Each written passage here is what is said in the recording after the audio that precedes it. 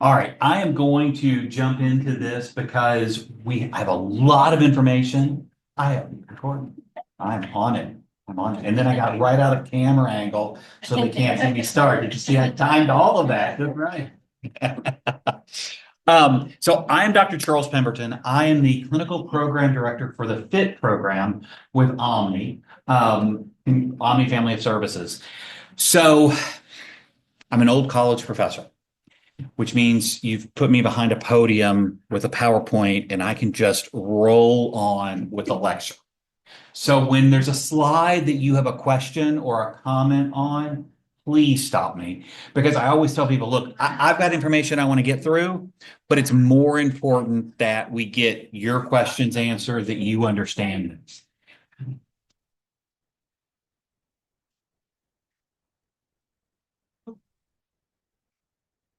So it's more important that we get your questions answered. And what I find is that if you wait until the end, sometimes you've forgotten what the question is. So please interrupt me, ask the questions as we go. So I'm going to be talking about how to use TBRI or how we use TBRI in our intensive in-home program. So I wanted to start with what our program is, just so you can have an idea of what FIT is, so you can put it in a contextual framework of what I'm speaking for. And so FIT is a crisis stabilization program. We work with children and youth that are either at risk of disruption or going back into a hospital or residential, or maybe have been in hospitals and residentials over and over again. 90-day program where we are going into the home with our team, starting out 4 to 5 times a week. And then we taper that off back down to 2, maybe 3 times a week at the end, depending upon clinical necessity. The belief is that these families have been conditioned to, when there's a crisis, to pick up the phone and call, take them to mobile crisis, or just take them to the hospital, or just, we've got to change their medication. And we want to try to change that behavior of the family in the system, in the home. So we have people call us, unless it is a real safety issue. They call us before they go to mobile crisis. They call us before they call 911 just to have their child picked up. We want to be there to try to show them what could we have done differently and how might that have worked. The team consists of a master's level therapist and a been there, done that family support person. 5 times a week for the first 2 weeks. We say 2 weeks. It really depends upon clinical necessity. It's going to be at least 2 weeks. And then we work with all of the providers, the school. The good thing about us is that we can continue to work with the ongoing therapist. So we don't pull them out for 90 days and say, okay, we're done. Here, you have them back now. When I was in outpatient therapy, I hated that. Oh, wait, they're gone. I've given you my discharge summary, or you've seen my last couple of notes. Now, I don't know what happens for these 90 days, 6 months, whatever it is, and then they just show back up on my schedule, and I have to pick them back up, and I don't know what's going on. We really believe in continuing to work with that therapist, and luckily with billing, we can do that. We use the Ohio scales for an assessment purpose, and we have really good so far outcomes on those Ohio scales. We do both caregiver and youth.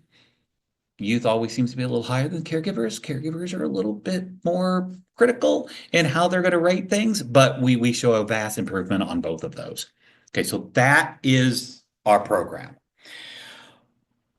We brought TBRI into that because we saw how well that model fits in this crisis stabilization short period time frame.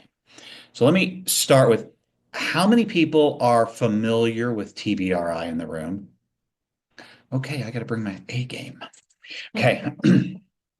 TBRI is very popular in Tennessee. So you'll see kind of how that works. So I'm going to be doing an overview of TBRI for those people that aren't familiar with it, but then I'm also going to be trying to couch that with what that looks like with our program, doing not only in home, but also doing it on a short-term basis. Because TBRI could be used for theoretically forever. We have 90 days. So we're going to talk a little bit about how we try to do that. All right. So TBRI, and I discovered this after doing this lecture for a while. It's really great if you take TBRI and look at it backwards. And it basically says that before I can do an intervention, before I can really help someone, I have to have a relationship with that person. And before I have a relationship with that person, we have to have some sort of trust. So trust-based relational intervention. Before I can help you, we have to have a relationship. Before that relationship, there has to be trust that has to be based on it. And we know that a lot of our families that come from those hard places don't have that sense of trust with anybody. I mean, especially us in the system. I mean, they don't trust us. The youth don't trust their parents. The parents don't trust us. Our therapists don't trust their clinical supervisors. The clinical supervisors don't. Anyway, you see how this stacks. TBRI is a systems approach. Okay, so it's one of those that I tell people a systems approach is that idea of think about the family or whatever it is as a system, a machine, and we're all cogs in that system. And when I start working with a family, I become a cog that I go into that system. And there's generally three things that can happen when I enter into the family. One, the family can grind me down. So all my gears grind down, and all of a sudden now I'm just buying into the system. That's right, that is the sick kid. And if we got that kid out of here, I buy into that. They grind me down. The second thing that can happen is I can be just rejected outright. Nope, that cog doesn't fit into our system, so it gets kicked out. The third thing, and what we're always aiming for, is that as that cog in the system, I change the system.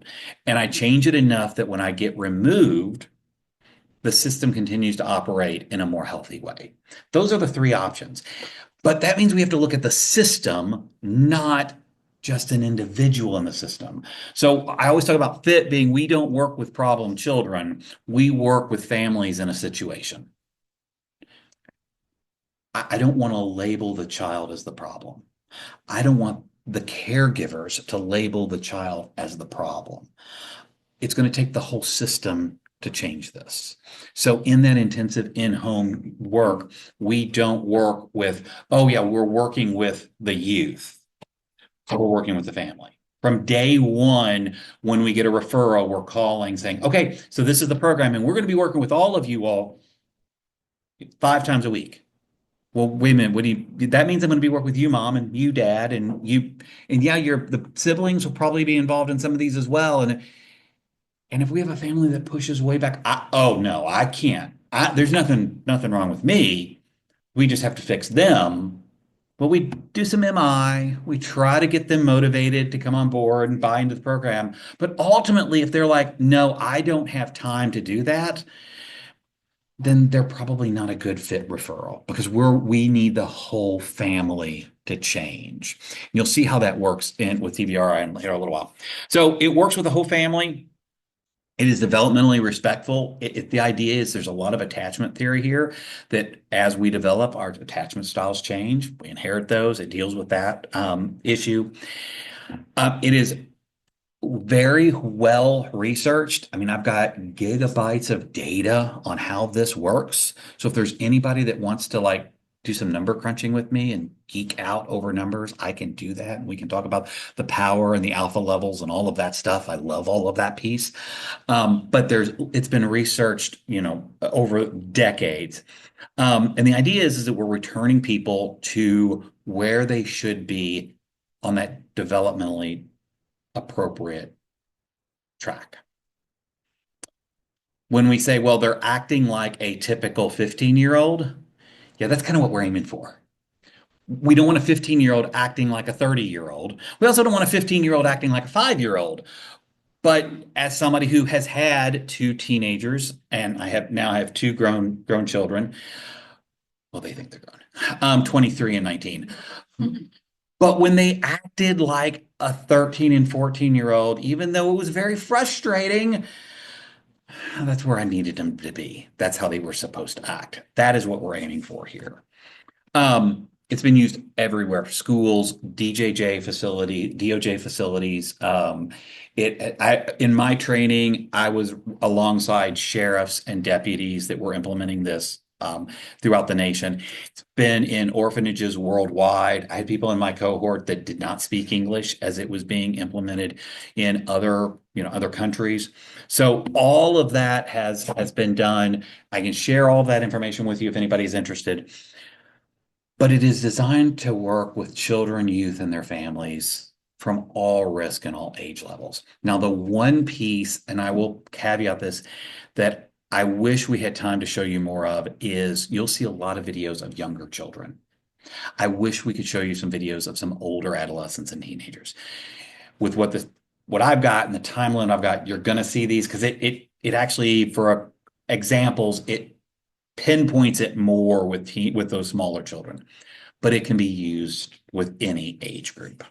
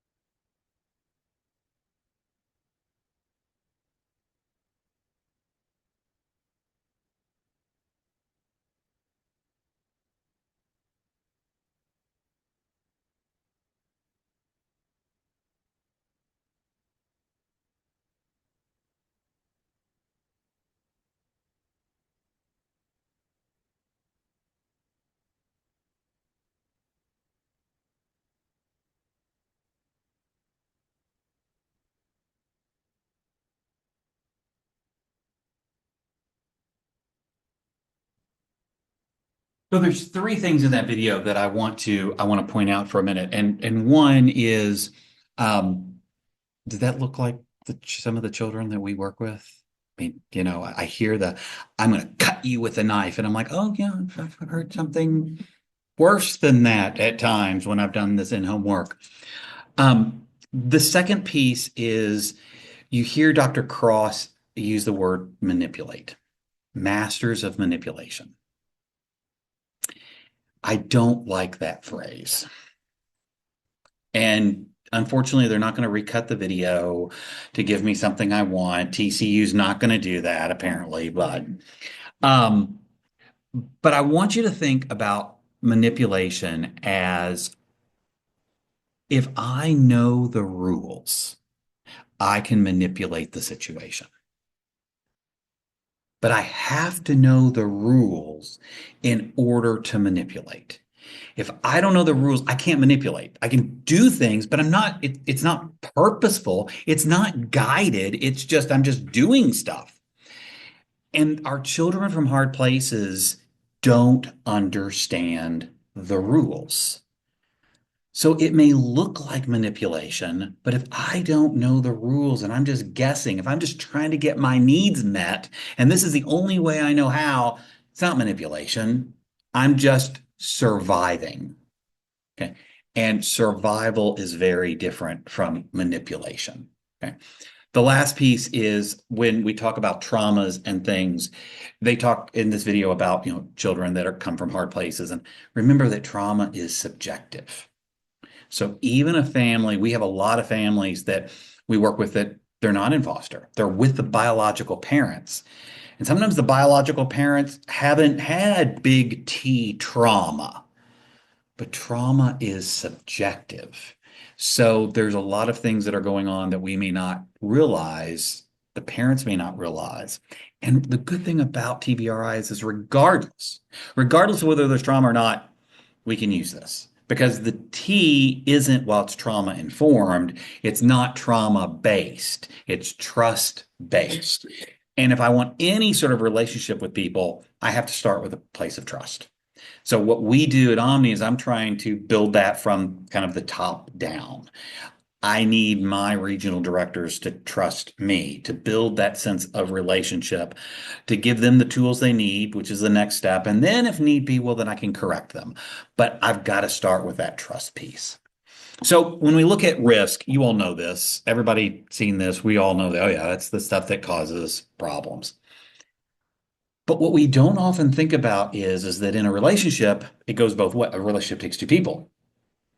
A difficult pregnancy from a child, yes, changes some of the neurochemicals in that child and what that child has experienced, that infant experience. But it also has caused issues with the mom, with the dad. If my child is taken to the NIC unit and I can't hold them, I can't love them, I can't bond with them, that affects me as well as my infant. So we have to think about this in both directions, that trauma and that risk is there because this is very much based in an attachment style. So if there can't be that attachment, that healthy attachment, regardless of the direction, that's going to be a problem. And then on the last three, abuse, neglect, and trauma, that's not just for the family that we're immediately seeing. Remember, those things are experienced and are passed down. One of the really interesting things that they did in my training was we took a case study and they could show historically how trauma from a mother, great, great, great, great grandmother at the time, was in the war and how she had to pivot her family because of the war. Husband was drafted, got taken out their family, their home was bombed, and had to immediately pivot. And how that was transferred down the line because there was no intervention. There wasn't a therapist, there wasn't a priest, there wasn't a reverend to step in and go, wait a minute, let me teach you how this works. And it just continued to be handed down the line. So that keeps going. Okay. So another piece that we use in with Omni is hope science, the science of hope. And so without that whole issue of trauma and adversity affects hope as well. So the Signs of Hope says that there are three pieces to this, and I'm going to go through this pretty quickly, but it's very much MI, motivational interviewing based. But if you think about, we have a goal and we really want to try to achievement goal versus avoidant goals, they tend to be better for us for all sorts of reasons. The next is a pathway. How do I achieve that goal? And finally, the willpower is the energy to get there. So if I have a goal of not smoking, that's an avoidant goal. But if I have a goal of being healthier, there's lots of pathways to be healthy. Okay. If my goal is to just exercise every morning and I don't exercise this morning, well, then I failed. But if it is to just be more active, okay, I slept in this morning, but you know what? I can walk at lunch. I can do this before dinner. There's more pathways to get there. And then the willpower, success breeds success. Hope begets hope. This is another piece we do. We have 90 days. We cannot solve all the problems in 90 days. Okay. My beginning therapist really think they can. We're going to fix this. I'm here all these days. Not only am I going to stabilize this family, this is going to be the poster family for a mental health. Yeah, that's not going to happen either. So we try to set very targeted short-term goals. We'll talk about that here in a little bit as well. But I think it's important to realize that if you want a family to succeed, you have to pick a goal that they can feel success with. We have 90 days. If I set a goal for 90 days in the future, and at day 89, it's like, yay or no, they're not even going to make it to day 89. We have to set a goal that they can measure tomorrow. Hey, you did that. Great. Or, okay, no, we didn't, but let's change it so you can get to that level of success. We have to have those short-term goals with that. Okay, so going back to trauma for a minute, remember trauma comes from a lot of different places and how it affects us. So the next video talks a little bit about that brain growth, and I'm going to give you some more information right at the end of this.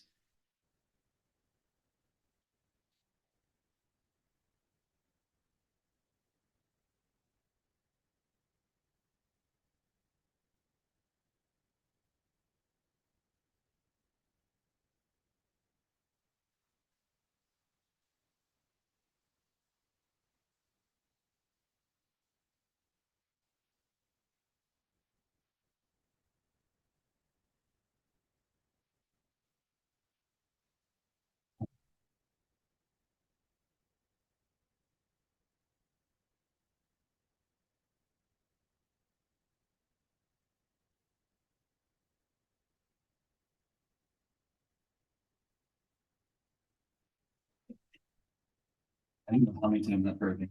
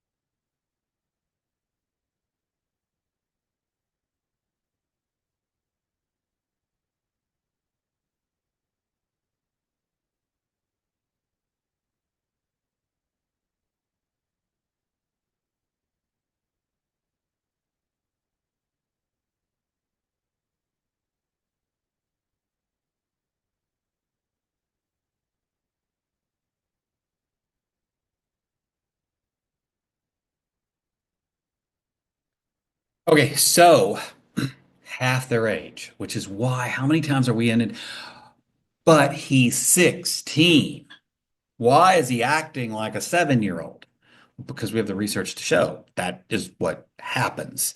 And that's before we get into fetal alcohol syndrome or a head injury or an ID issue or any of those other things, we're cutting their chronologic age in half when we deal with that.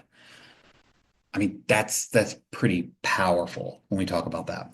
Um, I want to lean in for just a minute on that whole idea of brain growth and development, because when I went through the program and not only was taught, but teaching psychopharmacology and brain anatomy and all that, I was taught that, well, you're born and you have all these neurons and they're all connected. And as you age, your brain pairs off these things and it gets faster by pairing these things off. But that's it. Yeah, we found out that's not right. The brain not only does pare those connections down, but it grows new connections. We know that it can change. So, and we also have evidence to show that therapy physically alters the brain. That's pretty powerful. Traditional talk therapy alters the brain physically. Not neurochemicals, not just all the juice that passes through, but the neurochemical structure, the physical structure of the brain changes. It's pretty important. And that's important to take to our caregivers who are working with these children who often feel like, well, what's going to possibly help them? We can't do anything. They're born, they've already had the exposure to this, it's set.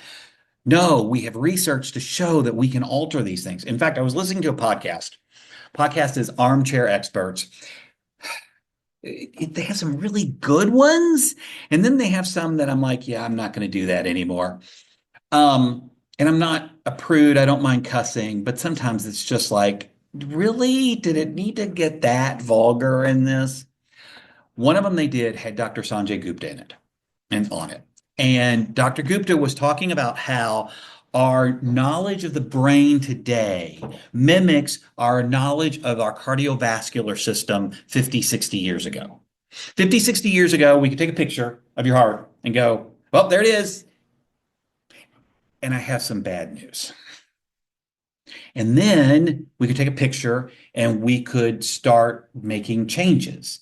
And then we found drugs and medication that helped. And then we got to the point that PT, physical therapy, actually helped strengthen the heart directly. Not just, well, just go do exercise. Do this type of exercise. We're in the same place with our brain today. It's no longer take a picture and go, that doesn't look good. You got holes where you shouldn't have holes, and it's shrunk where it shouldn't have shrunk. We actually now have medication that works. We actually have physical exercise that targets the brain. So it's not just go out and do things. I'm not talking about Sudoku and those. We have found that walking at a specific pace for a set period of time helps brain health. I mean, that's pretty incredible that we've gotten to that point. I say all of that because our caregivers, we've got to throw everything possible at our caregivers to get them to buy in, because oftentimes they're not there. They've given up. As that first video, I like them, but I don't think I love them anymore. Or I love them, but I'm sorry, I love them, but I don't think I like them anymore. We've got to get their buy-in for that. And so if anything we can throw at them, but wait a minute, no, it's not set. No, you're not done. No, there's a lot of growth that can happen here. So this video, this slide just kind of takes it through 16, and we could talk about where the brain is and all of this and that, and I love the fact that it stops at 16 because it's wrong. For everybody on that side of the podium, brain growth continues until about mid-20s. For people that happen to be standing up, it might be more like late 20s, or according to my wife, it may not happen yet. So, when we have somebody who's even 16 and 18 and 20 years old, the brain is still changing and developing. We can make significant progress with that person. We can't give up. And that's a big piece of this. So how does TBRI work? Well, it says that if we can reattach, if we can make those bonds, we can make that relationship work, we can build trust, we can build self-efficacy and self-worth. We can help them with that sensory component as well as some of the brain chemistry and development. I see the world anymore through a TBRI lens. Okay. I've become one of those people, and my professionals just in my staff just love me because every time it's like, well, what about, I know, what would TBRI say? I have become that person. To the point that I'll be watching, a rom-com with my wife, and I'll pause it and go, but that really doesn't help the relationship but I sometimes can't help myself. Meanwhile, the movies I like, the Marvel and, the Avengers and all that, there's no trauma at all. And with any of those people, I mean, Bruce Banner didn't get, have trauma or the whole, any of they're all good. So we look at how that trauma plays out now across all areas. So TBRI has three overriding principles. And I love this because then it has two strategies for each. So it really works well with my OCD. Be better if it was 3 and 3, but that would be a little bit much. So I'm okay because it's still 6 strategies. That's an even number. Anyway, so I really like this. And when I introduce this on a 90-day program, my staff goes, okay, so what you're saying is month 1 we do connecting, and month 2 we do empowering, and month 3 we do correcting. I'm like, well, that would be ideal, but that can't ever happen.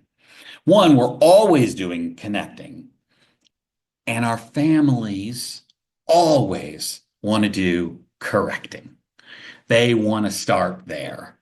So when you think about this, they want us to start dealing with the problems, the behaviors. That's where we start. Oh, wait, in day 1 or day 2, we do a treatment plan, and it talks about what are the problems we're going to address. And our MCOs want to know, well, wait a minute, what things are you going to be able to tackle and deal with even before we get started on the pre-auth? What are you going to be focusing on the problem?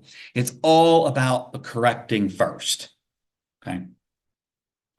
And in reality with our families, it looks kind of like this. I will absolutely give him his iPad back, which I know he connects him to his friends and helps calm him down. But he doesn't deserve it. And I'm not giving it to him until he cleans his room. And after he starts doing what I tell him to and gets his room clean, not only will I give him his iPad back, but you know what? We might be able to go out and have some dinner together because he's been wanting to go out to have dinner. I might be able to do that after he does what I've told him to do. That's the way that it works. I will connect with him. I will give him the tools that help him deal with his struggles after he corrects his behavior. So what would that look like with an infant? I'll give you this bottle. You quit crying. You're not getting this bottle till you earn it. You got to quit crying. I mean, come on, just quit crying. I know you can do it, and I'll give you this bottle. I'd love to say we never do that, and we never do that, but unfortunately, we have some families that do. But we wouldn't think about it that way. We would never, you can have the bottle when you finish crying. We know what's going on. Could it be that teenager is acting out because we've taken away their iPad and they're just trying to get their needs met and they don't know how else to do it? I don't know. Maybe there's some control in that. So what TBRI does is turn that upside down. And it says that really before we can correct, we have to connect with someone. And whether that's your staff or your own families or the families you're working with, we have to connect with them first. And then we do an empowerment, which is helping them internally and externally. We'll get to that. And then we can really work on correcting. Now, safety goes above and beyond, okay? Safety has to come first. But if you don't have a connection with people, you're not correcting behaviors. You're getting compliance. If you haven't formed a connection, you're getting compliance. So I can get my staff to comply with when notes are due. Okay? I can audit the chart. I can write them up. I can put them on a PIP. I can do all those things. I can get compliance. But what happens when I take a week vacation and they know I'm not going to be checking those notes? I've got compliance while I'm there. But if I can walk in and have a relationship with my staff and I can teach them the why of why this is important and how we're a crisis basis, and an ER nurse can't wait 48 hours to write their notes because the patient will be dead on the table. We've got to do these as we go. And I can explain the why and I can get them to buy into it and form that connection. Then I'm not getting compliance. I get them to correct and buy into the program, which is what TBRI really is about. So from the beginning, we walk in and it's not about compliance to the program. It's we want to form a relationship. We want to model that relationship with you, and we have 90 days to do it. And from day one, we start with that. How do we build a relationship? One of the things I'm working with is our DI, and our DI is like, I don't know, 300 pages long, it seems. And I believe that it just re-traumatizes families. So I'm trying to pare it down so we can make it more like a relationship builder than a checklist of tell me everything that's gone wrong with you and your family so I can document it and give you a label. I don't like that. You had a question? Yeah.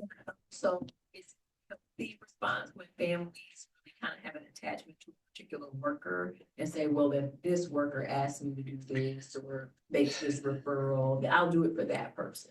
Is that healthy based on that trusting relationship, or is that kind of outside of the space of them owning their own behavior? I would have to know more. I mean, if I were the worker, I would be like, no, that's all healthy and good because I'm the best worker in the world. I think it depends upon a whole lot of factors.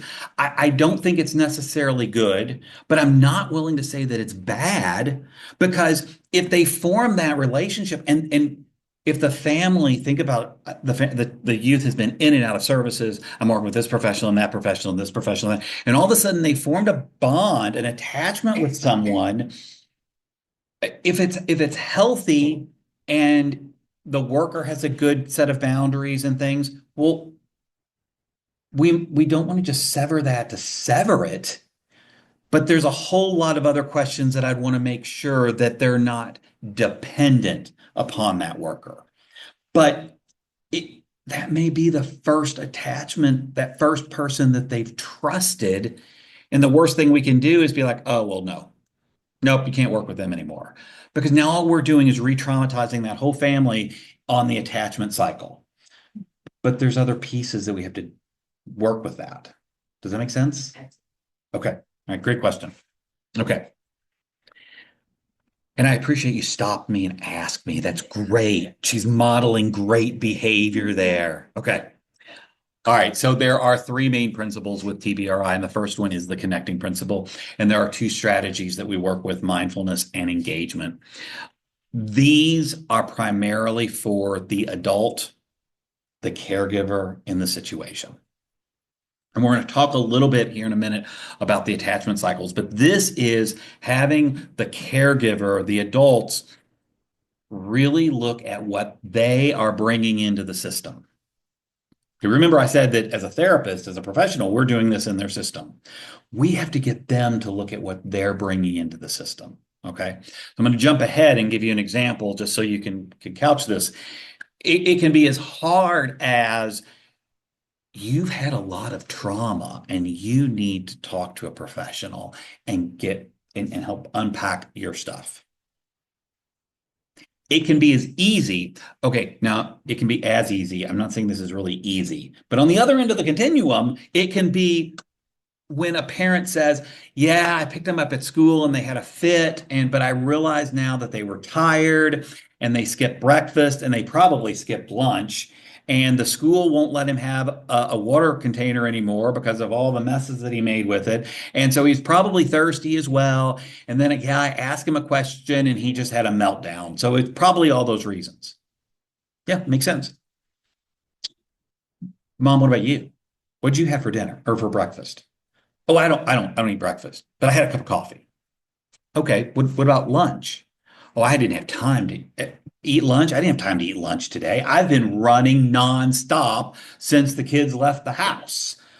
I mean, I no. Oh, so wait, you were thirsty and hungry and tired as well. That's what you brought in to the system. Okay, now I say that here, and you're as professionals, we're all going, yep, yep, see that, see that. But if we don't have a relationship with that mom, when we say that, it's not going to go over real well. So we have to have that relationship first before we can say those things. And that's that piece that TBRI piece again. So this is being aware of your past and what you're bringing into this. The next piece is that engagement strategy. And these are things that we all know. As professionals, we know to do these things.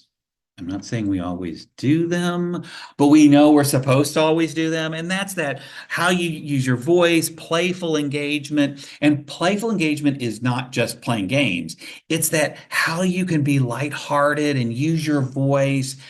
So playing disarms people, it teaches social skills.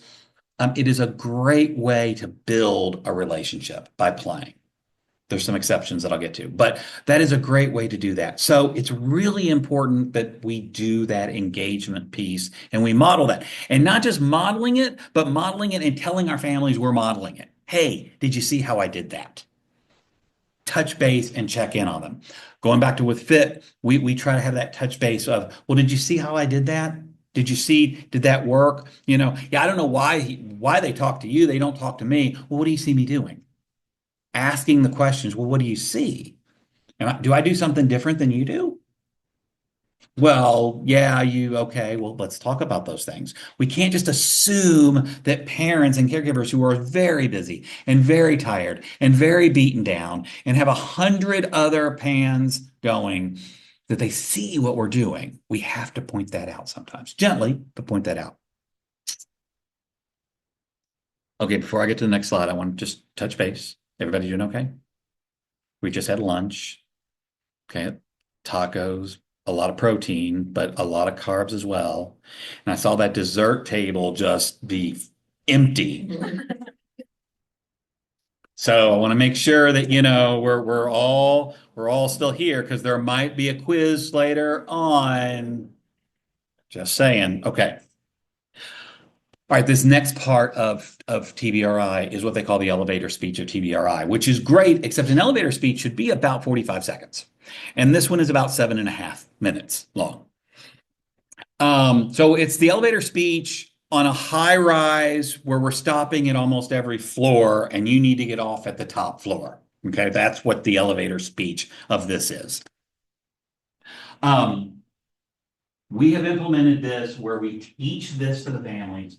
Our medical provider actually goes back over this with the families before and while she's prescribing medication for our families. So we use a lot, she utilizes it there as well. Okay, so we try to utilize this everywhere. So let me take you through how this works. So at the top is a need is expressed. Okay? And so we'll use an infant. Need is expressed, they're hungry. And what do they do when they're hungry? Cry, right? Well, that's that first circle there on the left, on the right, distressed. So they have a voice, cry. We want them to tell us. We don't want an infant to just not tell us they're hungry. So they cry. They express that distress. And then what happens is their sympathetic nervous system fires. Blood pressure changes, heart rate changes, breathing rate changes, all of those things that happen physically when they cry and get upset. When that happens, excitatory neurotransmitters fire. So all of those brain chemistry start happening because of the sympathetic nervous system. But I'm a great dad, and I knew my infant was about to be hungry, so I already prepared things. So the minute they start crying, I'm right there to swoop them up and give them a bottle. Let's not verify that. Let's all pretend in this reality here that that's how it happened. And at that moment, they're comforted. They start eating. And then there's parasympathetic nervous system fires that counteract all of that. Their heart rate begins to slow, their breathing changes, their blood pressure changes, all those things happen, which then causes the inhibitory neurotransmitters to fire in the brain that counteract the excitatory neurotransmitters that have already fired. And we return to a place of stasis. That's what happens. And think about how many times in a healthy family, a healthy system, this happens before a child is ever told no. Yes, I will pick you up. Yes, I will change your diaper. Yes, I will feed you. Yes, I will change your diaper again. Yes, I will burp you. Yes, I will hold you. Yes, I will. Yes, I will. Yes, I will. Before I ever say yeses put money in the bank, no's are withdrawal. We ultimately have to have both, right? But our children from hard places are operating on such a deficit of no's because they didn't consistently get the yeses that they're bankrupt. I mean, if I have a bill that's $100, I'm like, okay, well, I'm gonna figure out how to pay that extra bill this month. I'm not gonna do this. I'm gonna forgo the Starbucks and I'm gonna pay that bill. If I have a bill that's $100,000,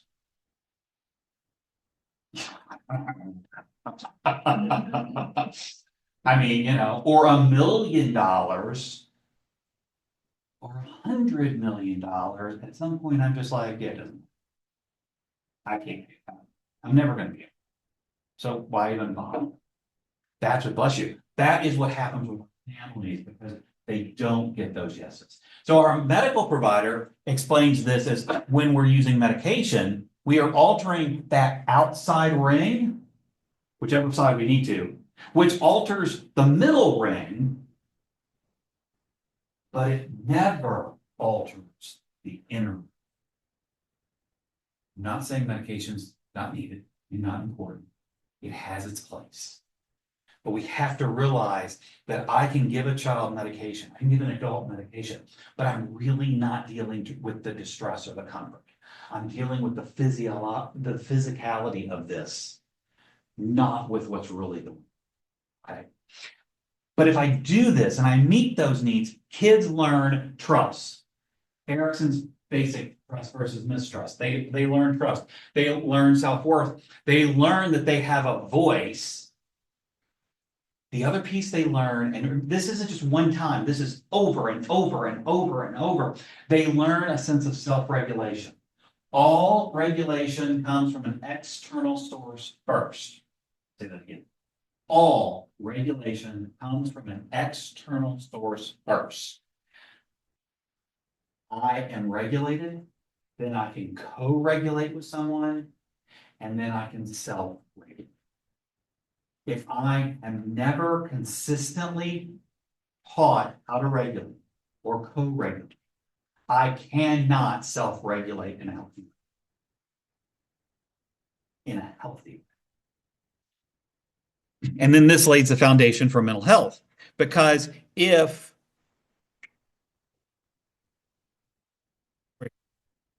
what happens in our children's places is they get stuck where they express a need, but it's not met, or it's not consistently met.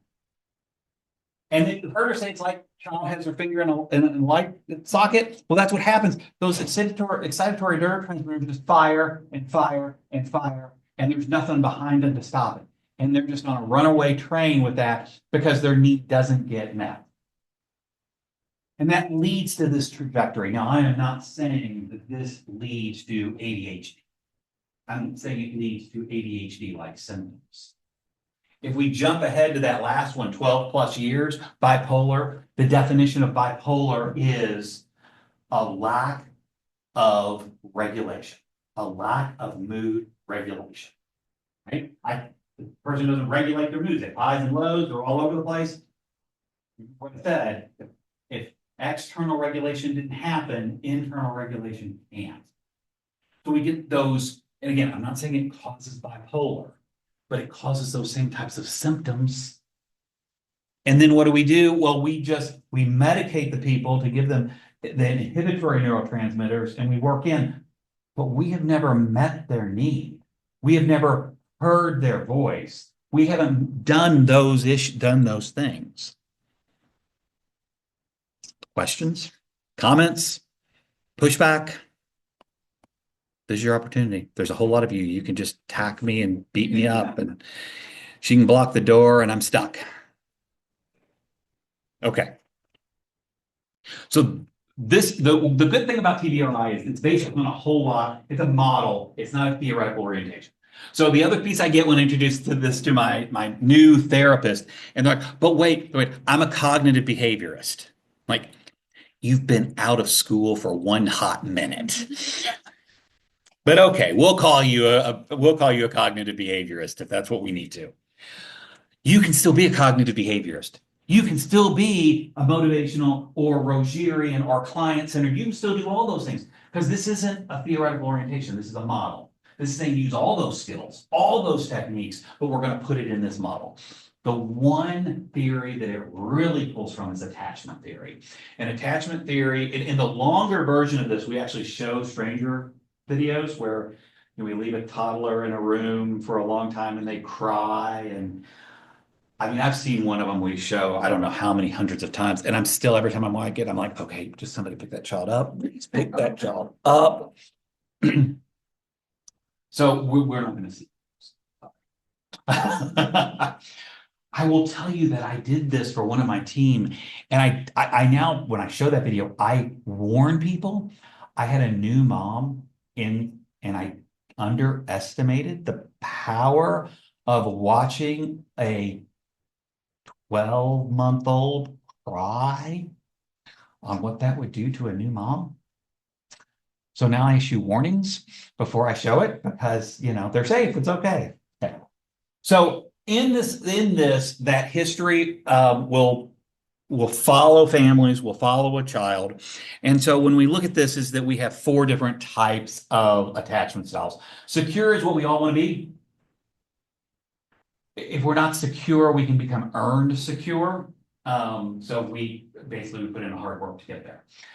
As part of this 80-hour training that I went through, there was a 2-hour or so attachment interview, which was grueling and a little scary. Luckily, I didn't know when I did it that they could wash me out right there. Say, oh, no, you're out. So we actually go through as a practitioner a attachment interview, and they come back and they say, this is where you are. Which I met the person who did mine, and I said, I think you're wrong. Hindsight might not have been the safest thing to do. So secure, where we all want to be. Caregiver is consistent. They respond warmly. They take care of not only the physical needs, but the emotional needs on a consistent basis. I learn trust. I learn when I ask for something, I will get a response, a healthy response. It may be no, but I'll get a response. They'll hear what I have to say. Anxious avoidant. This is where they don't respond warmly. This is where they might take care of the physical needs, but there's no emotional needs being met. So this is that caregiver who, will provide food, but will be on their phone the whole time, never interact, never providing that level. So what happens is the infant learns not to cry. Because if I cry, you're going to get mad at me and not give me. If I'm quiet and good, you'll give me what I need. In fact, when we see this, and I show the 2 videos, I have a lot of people, most people come back and go, well, but the anxious avoidant child is better. The person got up and left the room and they didn't cry. They were independent. That's the child I want.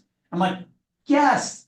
When they're 18, that's the child you want. When they're 12 months old, you need them to cry and be upset that you left them. But that 12-month-old who's anxious avoidant just sits there and plays with itself. They're okay. Then we've got the anxious ambivalent. And the ambivalent child, it's inconsistent. The caregiving is very inconsistent. Sometimes when they get upset, they meet them. Sometimes they don't. And so This is where oftentimes the child will cry even when the caregiver comes back in. Because what they've learned is if I stay upset, I will keep your attention. So even though I should be soothed, I'm not. It's interesting when they did this and they did the cortisol levels of children, even that child that was anxious, avoiding, that just sat there and played with their toys. Oh, mom's leaving. Play with the toys. Their cortisol levels were significantly elevated. Internally, they were still very anxious, but you couldn't see it. That one really bothers me. That child who's really upset, really fearful, that doesn't show us they're upset and fearful. Now I don't know how to read them. And then finally, we have disorganized. And unfortunately, most of our children come from a disorganized place. So the first three are considered organized. We can watch, we can see a video and be like, yeah, that's that. Disorganized, you won't see a video of a disorganized child because they are kind of all over the board.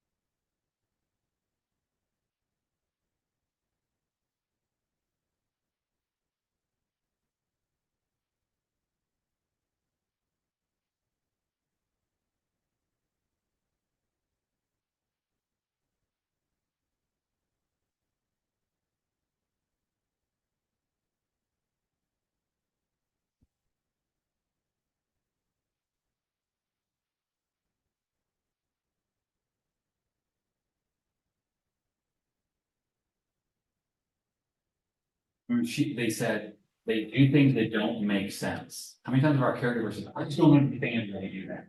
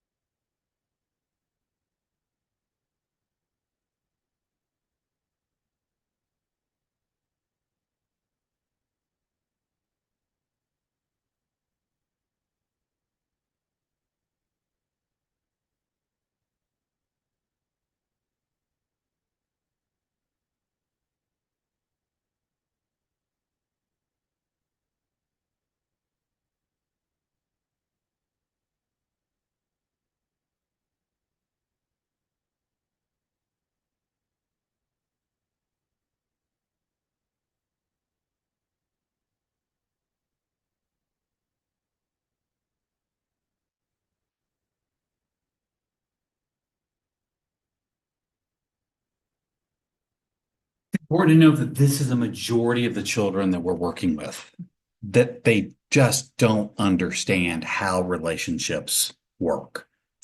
It's important also to note that as people grow up, they're they grow into a different but an associated type of attachment. And we're not going to have time to go into all of these, but basically, it's not a matter of, well, you eventually become secure. No, you don't. Avoidant becomes dismissive, ambivalent becomes entangled with that person, and disorganized becomes just unresolved. They don't understand how these relationships work. So if we're talking about generational trauma, where do we learn how to parent? Our parents who learn from their parents. So this is handed down. So if my great grandfather had had this unresolved or grew up in a disorganized attachment, that's going to affect his children, who then affects me as their grandchildren. So all that happens.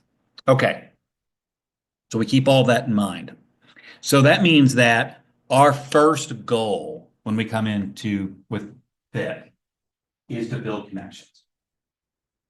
In fact, the first goal that I highly recommend, okay, secretly I require this, but I can't apparently use the word require on someone else's treatment plan. That's not ethical. So I use the word strongly encourage, is their first goal is to make their appointments. Just make your appointments. That's it.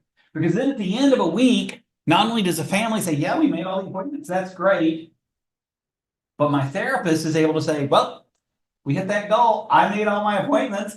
The total win-win. And in that, we're building those connections. So the first goal out of the gate is to build connections.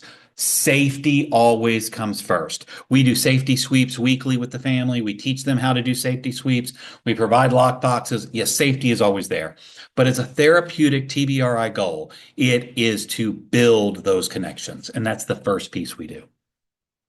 All right, so we get into the second principle, physiological and ecological strategies. So this is where making sure people are internally taken care of. Snickers made this really popular with being hangry, okay? I used this as an example earlier with, not only the child, but as the parent eating.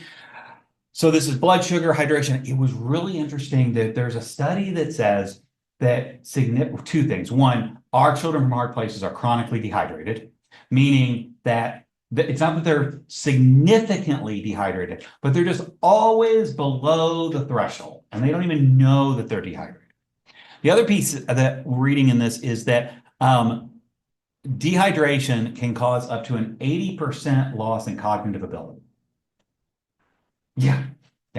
I can't lose 80% of my cognitive. Can't lose 5% of my cognitive ability anymore, which is why, it's like, oh, there's my water right there. So it's one of those that we don't even think about that, but it can really cause a problem, and it can happen so quick. We also have sensory needs. Yes. It is. It is. And again, right. Well, protein snack at bedtime. You're right. Sensory needs, hydration. Sleep is another one of those. Now we get into some of that with routines, and we'll talk about some of that here on that external need, but you're right. Sleep is absolutely one of those. Unfortunately, when I do this, as I take my 80-hour training and I pull it down to an 8-hour training, we go through this even in more detail. And that's one of them we talk about here at the Meta. There's a whole lot of things that we just. It does. Right. But you are absolutely right. There is that sensory need, that sleep need, eating, drinking, all of that piece that is needed. Sensory needs, remember that there are both defensive and seeking behaviors. This is not a sensory disorder. We're not talking about sensory disorder. We're talking about what everybody needs. We all have these needs. We all avoid, all of us have put on a piece of clothing and said, nope, not today. That just doesn't feel right. I put on a sock and put on a shoe and taken that shoe back off to reposition that sock a whole lot of times in my life. That is a sensory defensive behavior. So we all have these. And there are three different types. Again, we don't go into them, but we have to realize that when a child is seeking a sensory input, we have to see that need. That's a need. We have to see that need. So we can help them with that with snacks, rice buckets, cutting tags out of shirts, all of these things. Rice buckets are a whole lot better than sand buckets because rice is a whole lot easier to vacuum up than sand. Just sand in all your offices. Rice is pretty easy to clean up. And if you drop your phone in water, there you go. You just shove it, and that doesn't work with sand. The other piece of this is those external strategies. So this is scaffolding things where whether we're trying to build into something or we're trying to teach them something, we have to start with something you do well. Remember, I said we start small. We build on a goal of something we're already doing well. But that also gets that focus away from the problem. Well, they're not doing this. We're not accomplishing this. Well, tell me what you're doing right. Tell me what's going well. Let's build on that. That's that scaffolding. And then daily rituals and transitions. So that ritual is how we go to bed at night, what we do when we come home from school, what we do when we change the location. And transitions, I believe, are the hardest part for our youth. Whether it's transition from school to home or one home to another or residential to back to home or foster and transitions are the hardest piece. Part of that becomes they don't have a sense of felt safety. We all know psychological safety. You know, I feel psychologically safe.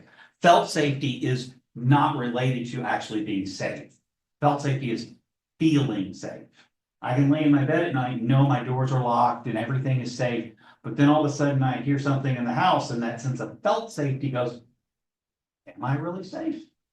That's where our kids live.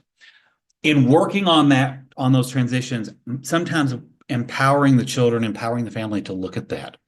There is always a reason for an outburst. Always. I didn't say we know this, but there always is. And sometimes we can't see that. Sometimes it's an internal thing. Sometimes it's something that happened days before or weeks before or anticipatory anxiety, something that I'm afraid is going to happen that as an adult, we go, that's never going to happen. But all of those are triggers that we may not see. But sometimes if we dive into this, we can. So going back to hope for a minute, one of the things that we try to do here is set those relevant goals. And I'm not going to go through all of this, but it is really important for that one that says problem solve. Here's your homework. What's going to get in the way of you doing it?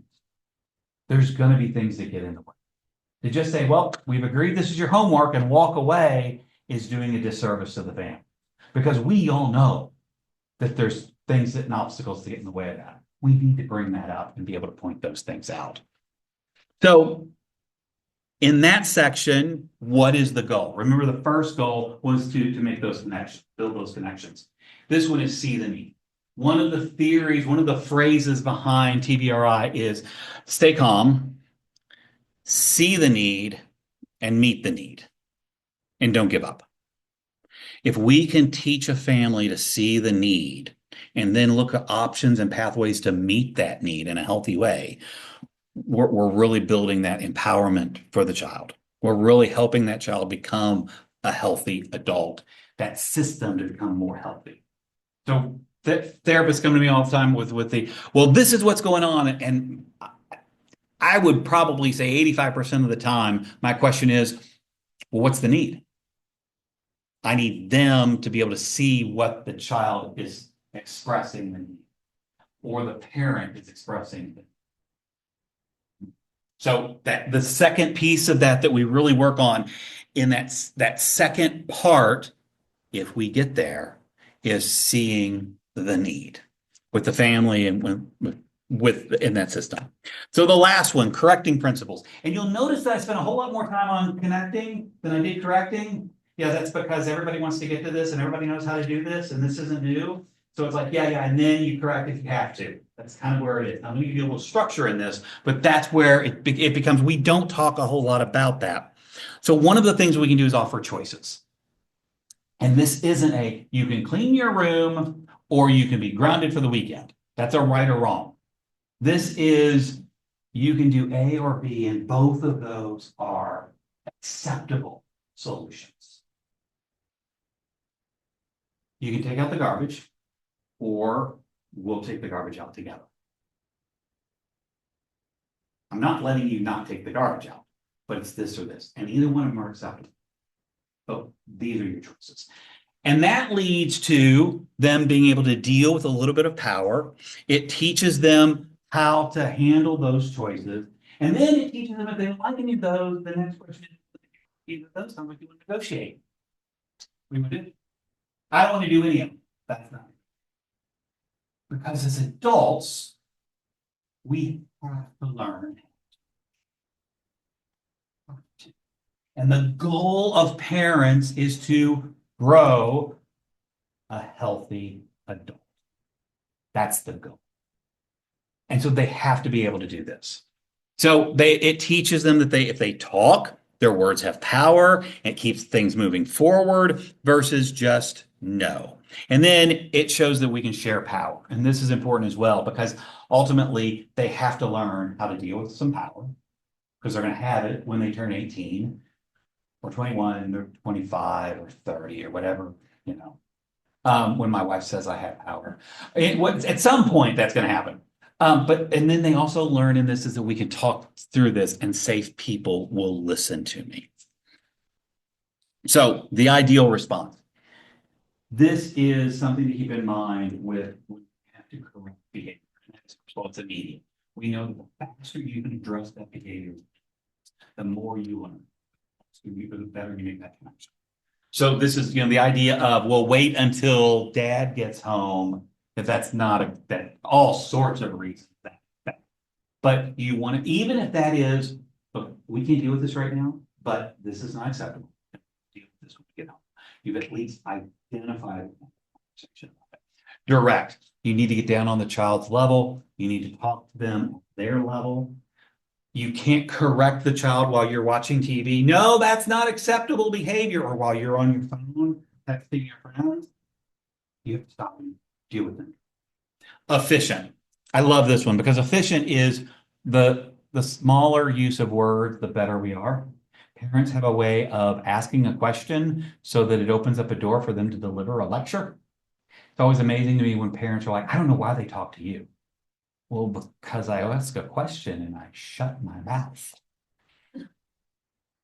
And if they don't answer the question, I ask the question in a different way, or I ask another question. I give them space to talk without then lecturing them. So smaller use of words. Action-based. For little children, this is really important because we want to give them what we do. Try it again, and then they get to do it right, and I get to say, good job, you did it right. For older kids, it's really good, at least cognitively, be like, well, let's role play that, or let's think how that would have been. What would you have said? What would I have said? Just to kind of give them that idea of what would have really happened. And then finally leveled at the behavior. It's not that you're bad. It's that that's not acceptable. Okay. There are, with that, in that E being effective, we talk a little bit about, we're going to talk a little bit about the different levels. And there are 4 levels of engagement. And I will tell you that parents always jump the gun. Something that should have a level 1 response, they want to give you a level 3 response. And it's their own background. It's where, well, this is where it's going to go. So I might as well just get ahead of it. Maybe it's not going to go there. Let's see if this works. And if it does elevate, you can elevate along with it. So the first one is that playful engagement. If it's used effectively, it can take care of a whole lot of those problems. And this is, can you try that again with respect? Are you asking or telling? It's said in a playful tone. You're just kind of bantering a little bit with them, not sarcasm, but bantering with them a little bit, because this can help deal with things like rolling their eyes or a sassy tone. If somebody has a sassy tone, I don't need to send them to their room. Can we do that again? No respect. Okay, so I'll tell you, my 19-year-old now was 18, and he came home and he told me that he was going to take his car and drive from Louisville to Ohio with a bunch of his friends to go to a tournament. My immediate thought was, does your mom know that? And then it was, that's not your car, that's our car. And it's my gas, it's my insurance, but I said, so he was telling him, I went, Michael, are you asking or telling? And he said, no. No. And even though he's incredibly smart, he wasn't at that moment. And he said, well, I'm telling. And I quickly then went into a level 2 response. Level 2, you pause. So I went, are you asking or telling? Well, I'm telling. Okay, I need to explain. I sat down. And I mean, I came across the room and I said, we need to talk. And you, these choices. My tone changed. It became more structured, became more even, because in this, what happens is level 1, their brain is engaged. Level 2, it's starting over here. Level 3, their higher brain functions are disengaged. I'm talking to the limbic system. Okay, they need to regulate before they can use cognitive techniques. So level 2, I give them choices, but then I return to that playful engagement. When I get to level 3, this is where they can't regulate. So now I'm regulating. This is, you put them in a time in. We don't use the word time out because time out separates that connection. So you're going to sit here, and I'm going to be here. We're going to calm down, see what we can do. All of these go back to playful engagement. We always want to get back to that. So this is, they determine their needs, their higher brain functions are disengaged.